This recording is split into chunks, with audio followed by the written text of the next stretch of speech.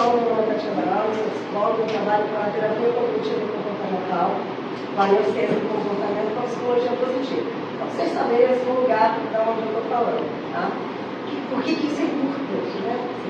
Quando eu falar com vocês entenderem que o meu pensamento vai ser mais racional e talvez menos filosófico. Tá? Então, a primeira coisa que eu queria convidar vocês é fazer uma autoavaliação. Se vocês, acho que todo mundo consegue medir o grau de ansiedade que tem. Tá? Vocês podem levantar a mãozinha ou só medir internamente. De 0 a 10. 0 a 5. Levantar a mão só para não ficar uma coisa assim. Você julga. De 0 a 5, tá? Você julgaria, sendo 5, uma ansiedade que é muito difícil dela passar. E 1, gente, nem sei que é ansiedade. 5, mas de vez em quando. Tá? Então faz uma medição interna, assim, pensa na última semana, ou talvez no último mês, né? O quanto que vocês avaliam que a ansiedade e na intensidade ela está presente em você. 1 é nada, quase nada. 2, às vezes ela vem. 3, ela me incomoda. 4, Deus me livre. 5, quer morrer. Né? Não, quer morrer não. Mas 5 ela incomoda muito. 1, exagerado, pode comer. 4, 3. Está todo mundo dedicado, né? Todo mundo dedicado.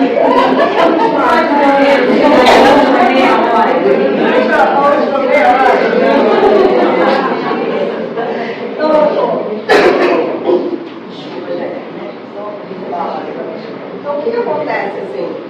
A ansiedade, ela virou, socialmente falando, algo ruim pra gente. Né? As pessoas falam sobre ansiedade como se ela fosse, sei lá, um dragão, um bicho que vai te pegar, assim, como se ela trouxesse pra você, né? Pessoa ansiosa, né? Pessoa ansiosa. Imagina a gente viver sem ansiedade. Como que você ia se preparar para alguma coisa que vai acontecer? Você não ia se preparar. A vida ia acontecendo, ia te dando porrada atrás de porrada, você não ia ter nenhum nível de preocupação com nada, ia viver o hoje, como se não houvesse amanhã. É importante a gente viver o presente, mas entendendo que existe uma consequência do futuro, de tudo aquilo que a gente faz no hoje, é super importante, mas também não viver um futuro sem estar no momento presente. Né? Então, a ansiedade, ela vai ajudar a gente o tempo todo a nos prepararmos para aquilo que está por vir. Eu não é ruim, ela é uma chuchu para a gente maravilhosa. Quem é o vilão nessa história? É o pensamento, não é a ansiedade. A gente ataca a ansiedade como se ela fosse uma coisa assim, ruim que vem para a gente e a gente não tivesse a menor responsabilidade sobre a intensidade dela. Mas a gente é responsável, sim, pela intensidade que a ansiedade aumenta e a intensidade, obviamente, ao contrário, para ela diminuir. Existe uma responsabilidade. Sabe aquela metáfora da lenha na fogueira? Gosto muito dessa metáfora. As pessoas falam assim, fulano ficou botando lenha na fogueira, né? Então, quando a gente coloca a lenha na fogueira, o que acontece? Cria-se uma intensidade. Vamos imaginar assim, que o fogo é a nossa emoção. Emoção, naturalmente, vem e vai. Né? Você acorda se sentindo alegre, não. Acorda mal-humorado. Vai, acorda mal-humorado. Aí viu uma coisa legal, já está bem. Aí daqui a pouco pegou um trânsito, já está mal de novo, né? Aí está com raiva. Então, as nossas emoções, elas vão flutuar, elas vão passar pela gente. E está tudo bem. Não significa que a gente é bipolar, elas vão passar pela gente. Assim como a ansiedade também vai passar. Então imaginemos que o fogo, ele é uma emoção. Essa ansiedade está bonitinha ali, ó. Estou aqui quietinha, né? Só preparando você para aquilo que está por vir.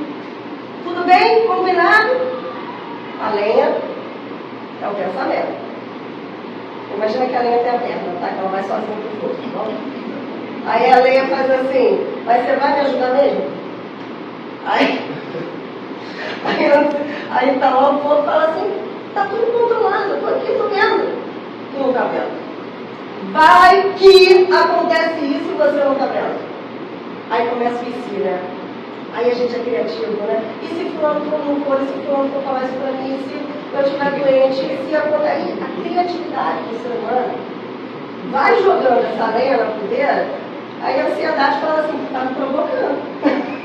Eu vou crescer. Eu estou tentando ficar aqui te protegendo dentro de uma realidade, dentro daquilo que a gente está enxergando, que a gente está evidenciando.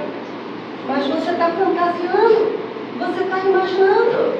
E o que acontece no nosso cérebro? Tudo aquilo que a gente cria, para ele está acontecendo. Não é uma mentira. Ele fala, ok, né? Você acha que tudo vai terminar com você, você vai ficar sem dinheiro, você vai ficar dentro de serviço só? Qualquer coisa? Tá bom, vou te proteger. Então, os nossos predadores, que os animais têm ansiedade, só que eles são assim, né? Eles ficam ansiosos, entendendo que não tem uma ameaça, não tem um perigo, o que eles fazem? Relaxadaço. Veio de novo. Acabou. Né? Evidenciou, na evidência não tem nada de concreto que seja uma ameaça para mim, relaxei. Só que quando a gente cria pensamentos, né, que são ameaçadores para a gente, para a ansiedade, para o nosso corpo, para o nosso sistema, ele está sempre se preparando porque ele acredita que daqui a pouco algo ruim vai acontecer. Tá? Então, quanto mais lenha na fogueira, quanto mais lenha na fogueira a gente coloca, maior a intensidade da ansiedade. Tá? Aí eu quero perguntar a vocês, eu pensar uma outra coisa. Sobre a preocupação. Tem um modelo de pensamento, uma preocupação que perpassa pela vida inteira de vocês. Aquela. A minha é ficar sem dinheiro. Não é verdade? Eu vim de uma situação muito difícil para meu Deus, entendi o documento inteiro, sempre passa na minha cabeça. Não falta nada, graças a Deus. Mas há muito tempo que não falta. Mas como eu vivi uma experiência lá atrás, que o meu cérebro acostumou a pensar, a se preocupar com isso, essa preocupação, ela é constante. Com o tempo, terapia, trabalho, enfim, ela vem como sopra, eu não dou atenção para ela, que são os pensamentos automáticos que a gente fala, né? Ela vem, me pega, né? Porque já passou, ok, e vai embora. Então, pensa um pouquinho aí. O que mais me preocupa na vida? Vou deixar vocês um minutinho. O que mais me preocupa na vida? Eu falei que uma era sério? É sério. O que mais, qual é o pensamento mais recorrente na minha cabeça?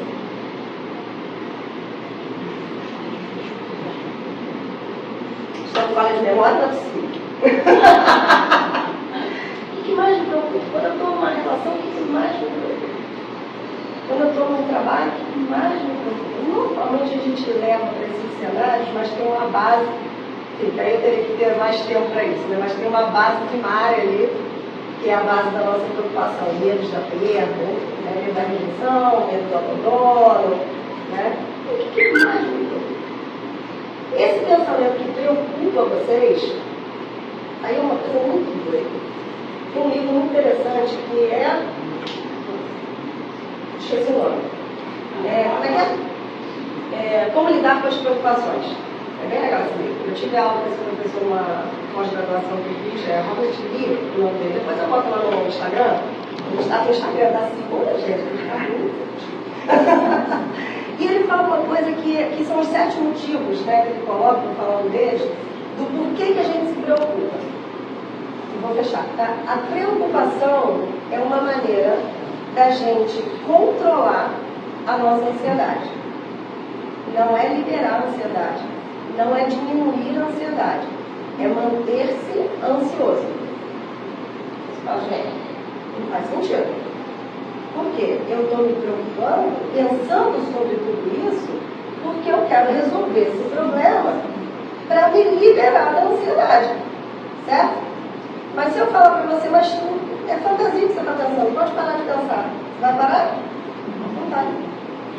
Por quê? Porque o ato, a ação, perdão, de parar de se preocupar com aquilo, gera ansiedade. Entendeu? Então, sei lá, criar uma cena hipotética. Né? Vamos supor, a gente veio aqui e aí eu estou preocupada que vai faltar luz e ele vai faltar e a gente não vai ter música. Estou preocupada, né? Aí o Paulinho falou assim, Tati, tem gerador lá, não precisa se preocupar. E ele tem, eu falei com ele, está chegando aqui. Só que se eu não conseguir relaxar e confiar e acreditar, eu vou ficar, mas e se faltar luz? O que vai acontecer? Eu não vou relaxar. Porque quando eu me preocupo, eu mantenho a minha mente ocupada daquilo que me gera insegurança. É uma tentativa de eu me preparar para caso aquilo aconteça. Se eu tenho medo de ser rejeitada ou ser abandonada, se eu estou numa relação, ou traído, sei lá, uma coisa assim, eu fico pensando, se essa pessoa fizer isso, o que eu vou fazer? E se eu pegar uma traição dela? E se ela for embora? Eu não fiz nada. Você está dormindo, acordando, tomando banho, vendo Netflix, não fez nada. Não fiz nada. E você está aqui se preparando. Por quê? Porque a ideia que a gente tem é que se a gente se prepara, dói menos na hora que acontecer. Só que qual é o contraponto disso? A gente vive em dor. Tá? Bom, então para fechar, a ansiedade ela não é a nossa inimiga, nem nossos pensamentos, tá? Mas é porque às vezes a gente cria os inimigos na cabeça. Tá? Mas uma forma de vocês controlar a intensidade da ansiedade não é pensar sobre a ansiedade, é observar aquilo que vocês pensam.